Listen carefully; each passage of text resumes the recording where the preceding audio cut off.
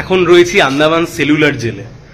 Andaman cellular জেলে যে সেলগুলো আমার পিছনে দেখতে পাচ্ছেন, এখানে স্বাধীনতা সংগ্রামীদেরকে কালাপানিতে পাঠানো হতো এবং এখানে বন্দি করে রাখা হতো। একটা মজার বিষয় শেয়ার করবার জন্য আপনাদেরকে এই ভিডিওটা বানাচ্ছি। কি পরিমাণ বাঙালি বিদ্বেষ এবং কি পরিমাণ কমিউনিস্ট বিদ্বেষ এনাদের মনের মধ্যে।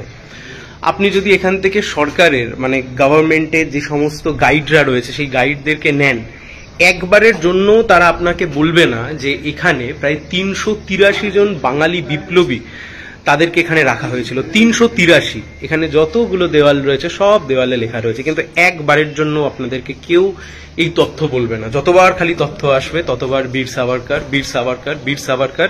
যে বীর সাভারকরকে নিয়ে এত সমালোচনা, এত আলোচনা, যিনি ব্রিটিশের কাছে মার্সি পিটিশন লিখেছিলেন, ব্রিটিশের কাছে ক্ষমা চেয়ে চিঠি লিখেছিলেন, তাকে নিয়েই এখানে মূল গল্প।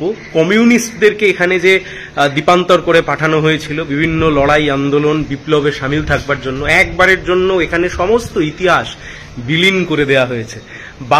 বাঙালিদের লড়াই, আত্মত্যাগ। এবং মজার বিষয় হচ্ছে বাংলা, পাঞ্জাব এবং আপনি আর কোনো আসামের কিছু আসামের বিপ্লবীরা রয়েছেন, কিছু বিপ্লবী আছেন, বাদবাকি কোনো রাজ্য এই মুহূর্তে যেগুলোকে আমরা রাজ্য হিসেবে চিনি এমন কোনো রাজ্যও নেই, বিশেষত গুজরাট। এমন কোনো রাজ্য আপনি আর খুঁজে পাবেন না যেখানে এত বাঙালি যারা দেশ স্বাধীনের জন্য আত্মত্যাগ করেছেন, দেশ স্বাধীনের জন্য যারা প্রাণ দিয়েছেন। কিন্তু মজার বিষয়, যে বাঙালিরা ৩৮৩ জন বিপ্লবী, বাঙালি বিপ্লবী এবং বহু কমিউনিস্ট বিপ্লবীরা যারা এখানে দ্বীপান্তর হয়ে যাদেরকে এখানে কারাবাসে পাঠানো হয়েছিল, ইতিহাস থেকে কার্যত তাদেরকে মুছে দেওয়ার চেষ্টা, গোটা জেলের মধ্যে মুছে দেওয়ার চেষ্টা, গাইডদের মধ্যে থেকেও মুছে দেওয়ার চেষ্টা।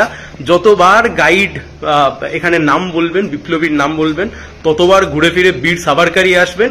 সেই বীর সাভারকর যিনি ব্রিটিশের কাছে মুচলেখা দিয়েছিলেন যে আমার লড়াই ভুল হয়ে গেছে। এই লজ্জার, ইতিহাসকে ভুলিয়ে দেওয়া প্রত্যেকটা মৌলবাদী শক্তি যেমন বাংলাদেশে চলছে, ঠিক তেমন ভাবে ভারতবর্ষের বুকেও ইতিহাসকে ভুলিয়ে দেওয়া, ইতিহাসকে মোল্ড করা, ইতিহাসকে ঘুরিয়ে পেঁচিয়ে পেশ করা, এটা হচ্ছে একটা অভ্যাস মৌলবাদী শক্তির। সেই অভ্যাসের ফসল আপনারা যদি আন্দামান সেলুলার জেলে আসেন, আন্দামান সেলুলার জেলে দেখতে পাবেন। বীর বিপ্লবী, বাঙালি বিপ্লবী যাদের নাম আপনি জেলের দেওয়ালে দেখতে পাবেন, কিন্তু তাদের নাম আপনি গাইডের মুখ থেকে শুনতে পারবেন না। কোনো কমিউনিস্ট নেতা, কমিউনিস্ট বিপ্লবী, তাদের নাম দেওয়ালে দেখতে পাবেন কিন্তু গাইডের মুখ থেকেও শুনতে পাবেন না।